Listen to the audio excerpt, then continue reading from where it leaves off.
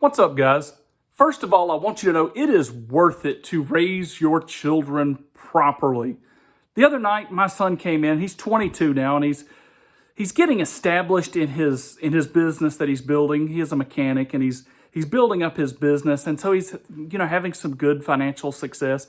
And so when he comes in the door the other night, he was like, "Hey, I'm going to buy pizza for the family." Now I've got a very large family, and our sister-in-law was visiting with her husband and their daughter and the grandchild, and they were coming in the door, and we're all together, and there's almost 20 of us, and my son just says, "Hey, I'm going to buy pizza for everybody."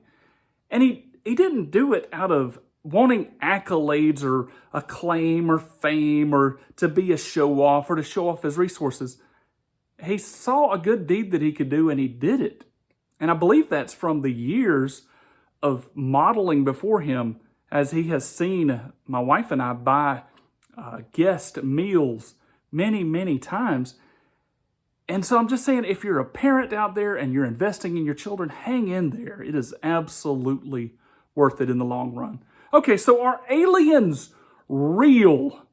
I mean, here in Las Vegas, there has been this fantastic alien encounter where it was on the police officer's GoPro, the camera system that they wear, and he could see this thing falling out of the sky, flipping and falling. And then you've got this 911 call that there's 8-foot creatures in the backyard, and then there's the doorbell that hears this amazing sound that's crashing, sounds like a crash in the area. And so everybody's all in a tizzy now about these aliens that appeared and showed themselves. And this news is making its way to the great headlines. Like, I believe it was Jesse Waters on Fox News that was saying, "Hey, aliens." And now we've got these other things about there's alien whistleblowers. They're saying, "Hey, the government's holding stuff back from us." And so are these aliens real? But I want you to do something for me and think about the new era of the news. Now, I'm not just talking about the news. We are going to talk about aliens. But I want you to think about the new era of the news for a second. Just back up just for a moment. Just 2 or 3 years back, all the news, all the time, was focused on a world event. It was focused on COVID. The entire world was focused around this virus and how it was affecting us all and how it was going to change and reshape everything. And that was the news. You see, news is no longer just local or for a country. Since most of the world speaks English, a lot of news is propagated up in Canada and over to the UK and into Australia. And I don't even know how much of the rest of the world might watch our news. But if you're looking around, you can't even check out news from those other places just because you speak English. And so you need to understand that there is becoming a world audience for the news. And how do you keep them if you're just talking about a building in Chicago this week fell? A building, no big deal. It really didn't kill anybody. So how do you captivate and keep attention? And there's also social media has taken this big chunk out of television and the movie industry and everything, and people spend time in the social media aspect. And so, you really have to plan and invest in how you are going to keep your people. And then there's these upstarts, there's these small news organizations. Even this channel could possibly grow up and take some of the mass away from these news organizations. And so I just want you to think about how news in the new era is, and it has to at least be sensational. There is a lot of sensationalism now that comes with news. It has to be, there's always been this, but now it's on a world stage and a world platform, and it has to affect us all. And there's all this hype, and there's trying to find the algorithm and the trend and the appeal to all of the people quickly. And how do we appeal to it? And so with this sensationalism of the aliens, I just want you to back up for a few minutes and think. Let's step out of the sensationalism and begin to think about aliens and the alien encounter, like one of the first things that I want to ask the question of is why now? Out of thousands of years of recorded history, why didn't aliens like sporadically pop down here and, show themselves and reveal themselves? Why did they not tour places sooner? Why aren't there more tracks of them? And why aren't they like recorded, in the tombs and these kind of things? And I'm sure there's some videos out there that'll say that they are, okay? So, but why is that not really seen? Why now? And the answers that you are formulating in your head right now are proof positive about why this is and what is happening. And I'm going to try to explain that. So some of the justifications is, well, the time is right. Men now are smart enough to understand aliens, even though there were brilliant men alive 2,000 years ago or 3,000 years ago. We've got recorded history of how brilliant-minded and the kind of deep thoughts these people thought about. But, just now we could understand aliens. Well, other people, well, no, it's technology. Like, our technology, now we can, see off into the universe and find it. Of course, that's not really working. Our technology isn't capturing them that far out. But maybe the technology is right. Maybe artificial intelligence is now able to translate their language for us in real time. And that wasn't available before. And so maybe that's why they're showing up. There's a justification. What about, since we're accepting everyone, no matter their belief or their religion or their sexual preferences, we are all accepting. And so maybe we will accept them even if they're ugly and green. And maybe the time is right. Or maybe we have heard enough smart people around the world tell us that, aliens are where we came from and they're how life got here, that because of this, now we're kind of getting acclimated to the idea. And if the smart people can believe it, it would not be that dumb of us to believe the same thing as a smart person, correct? And while we're thinking about it, there are cults that are actually already worshiping aliens and telling us that the aliens are coming. So maybe they know some things that we don't. And there's even Christians that are on the lookout for aliens. And that's interesting to me. But there are Christians that really want there to be aliens. All of these justifications prove that the mindset for aliens to be here is ripe and ready. The world is actually kind of anticipating the onset of aliens. And we kind of want this to happen. Wouldn't that be really neat if you could encounter an alien or actually see one of those UFOs that everybody keeps talking about? There's like this excited expectation for the aliens to arrive. And so the mindset is prepped and the stage is ready. Now, I'm going to give a counterbalance to this, and it's right after I tell you this that people are going to turn off the video. They're just like, no more, I'm not listening to this garbage, because they can't have their ideas challenged. They can't process factual evidence in the opposite direction, so they're just going to cut out. But for those of you that are going to hang in there, I propose that there have always been stories about mysterious things happening all through recorded history. Not just now, like the aliens are just now, but there's always been some kind of mysterious something happening. If you go all the way back, like all kind of cultures record these mysterious events about interacting with gods or the god or a god.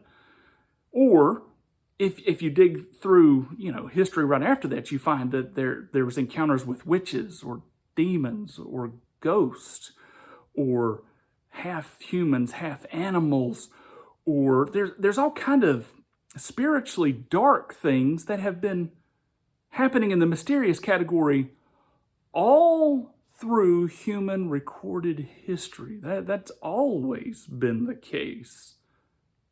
But the aliens are just now. Part of the reason this is there are two huge dynamics that are transpiring at the same time. Like, number one, there is this toleration. There is this religious toleration that is being pushed and prompted, at least in a lot of circles, that all religions should tolerate each other and should be accepting of one another. I mean, we all worship the same God. This thought has been pushed and pushed and pushed, and now you've got heads of these religious institutions shaking hands and saying, yeah, we're all becoming one, and there's this attempts to reconcile our differences. And basically, if you tolerate all religions, then you don't really have a religion, because since they're kind of opposite and they kind of cancel each other out. So if all religions are merging, then we really don't have a religion.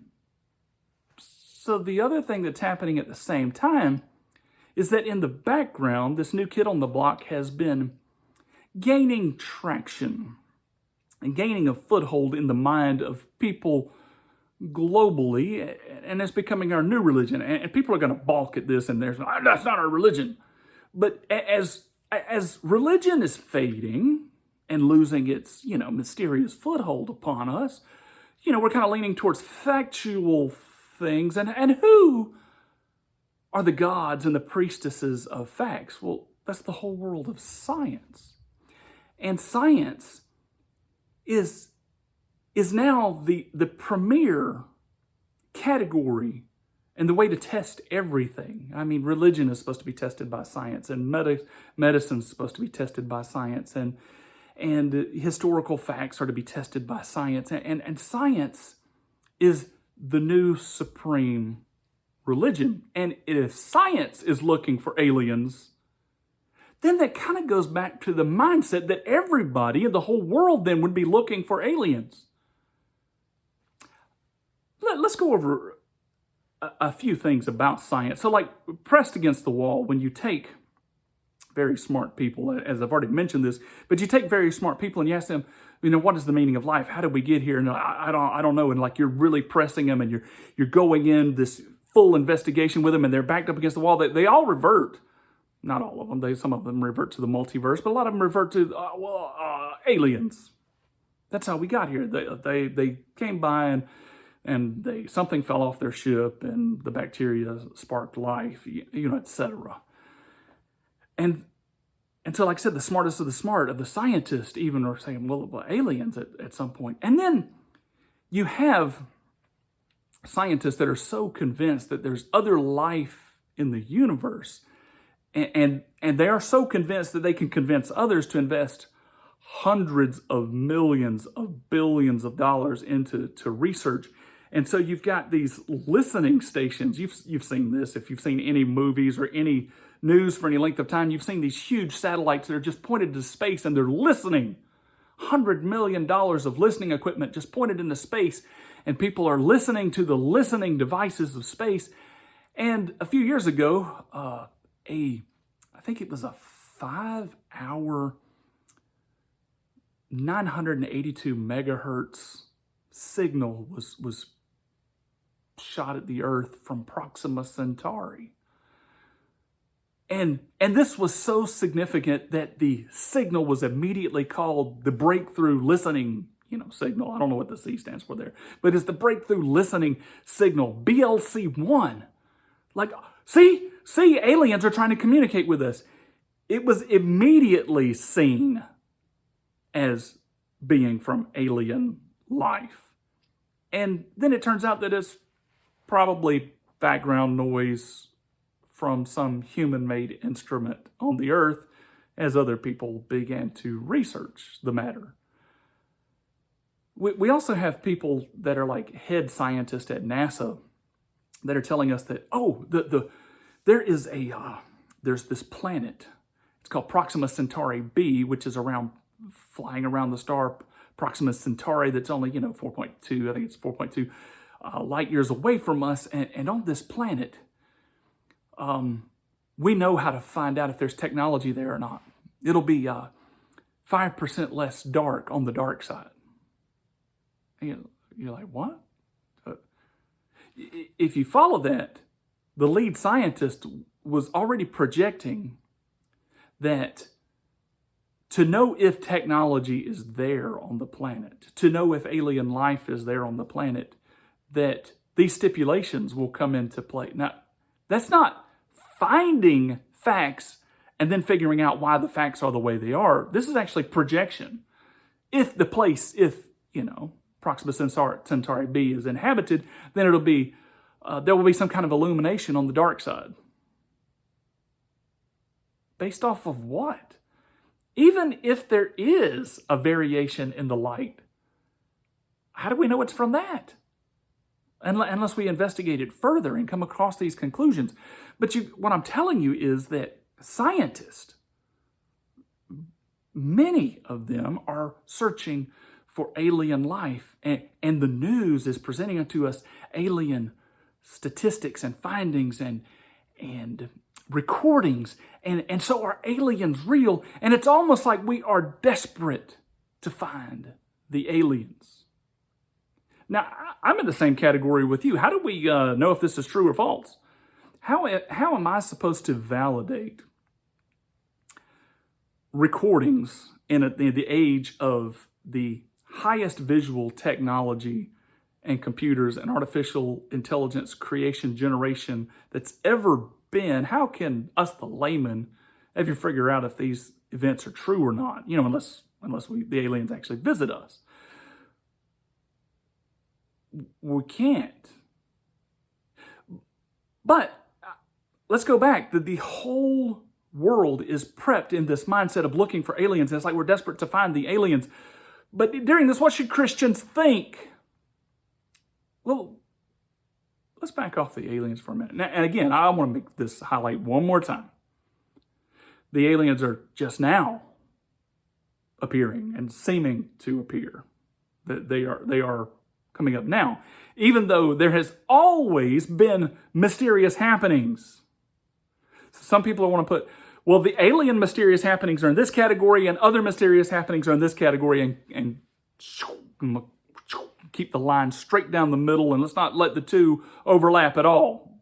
Again, there's always been these mysterious happenings, but now these new mysterious happenings are different than the other mysterious happenings. Here's what Christians might want to consider. First of all, Satan is called the prince of the power of the air. Now, what was meant by that? What did the author mean when he said that Satan is the prince of the power of the air? What is he in control of? What is he influencing? What air are they talking about? Is it the air of the age? Is it the milieu, if you will? The way everybody is conglomerately seeing things? Satan is the prince of the power of the air. And we're also told that he transforms himself into an angel of light to present himself.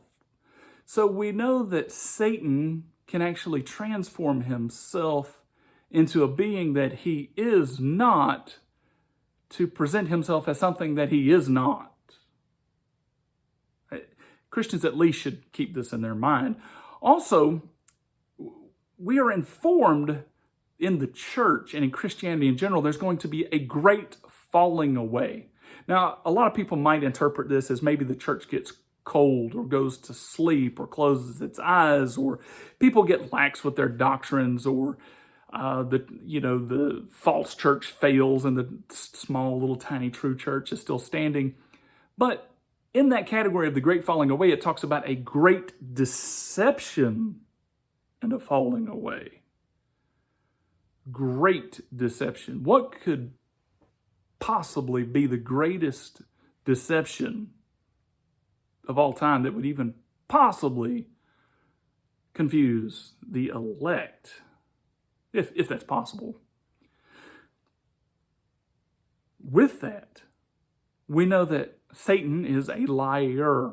Liars do not tell the truth. They present a story that has some facts, but it isn't true. There are very likely some facts of some visitations, of some ships, or of some kind of objects flying around in the air. Again, mysterious objects and mysterious happenings for thousands of years, but just now it's aliens. But a lie is to tell some of the truth, but not all of the truth. And it says Satan is a liar and the father of lies. That means he manufactures a lot of lies. Who is he trying to lie to, and why is he trying to lie to them, and how could he lie? And so then what, if he's the prince of the power of the air and he controls massive amounts of lies, and it's getting closer to the end of time? With this also, as these mysterious happenings have been going along, we know for certain that human beings have demonic encounters. Not just mysterious encounters, but demonic encounters. Encounters with things that are not good, that are from somewhere else. And again, it's just mysterious to me that somebody would like to, I'm going to keep my demonic mysteries over here and my alien mysteries over here, and never the two shall meet. Maybe philosophically we can attack this from a different angle. I guess it's not really philosophical, it's more theological, tied with philosophy. I'm not sure. Electronics in this day and age.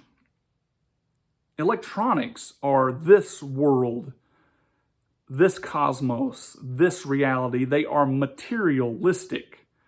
They are, composites of plastic and metals designed in silicon, set up in a certain way with electricity running through there.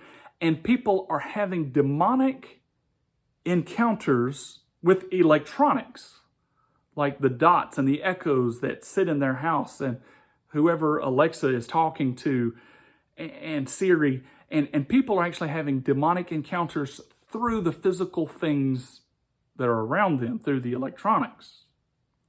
We're also seeing very dark things happening in the field of artificial intelligence, which is this world, this material. Again, artificial intelligence has no soul. It is a software program on a hardware, piece of hardware in a physical unit. It is this world grounded, and it has very dark outcomes, oftentimes, and many times talking about just wiping out humanity. Let's just wipe out humanity. That is the answer. Wipe out humanity. Whew. And then those within that field are saying, hey, we probably did something wrong. We've made a huge mistake. Let's stop this. Well, if aliens are grounded also in this reality, if they are part of this cosmos that was cursed, if things like electronics and artificial intelligence end up evil, what about aliens just being a part of this cosmos evil? Could it be? Could there be the connection there? Let's say you don't even want to go that route. Let's say, no, they're just beings. They're just intelligent beings, that God allowed to exist for some reason or other. Then my question, I have a few other questions then.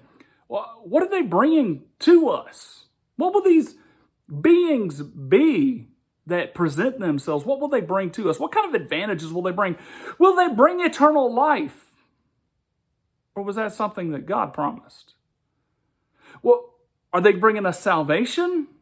Salvation from death, hell, sin? No, they won't be bringing salvation.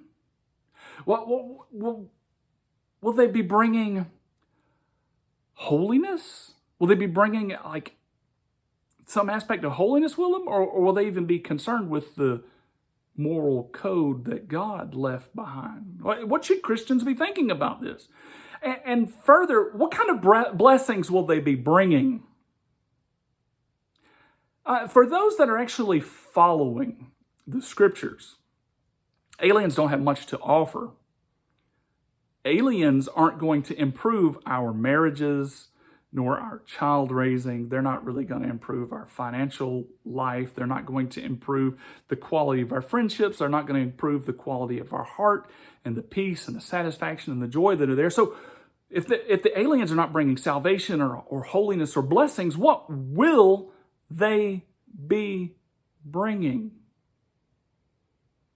What should Christians think about aliens if and when they present themselves?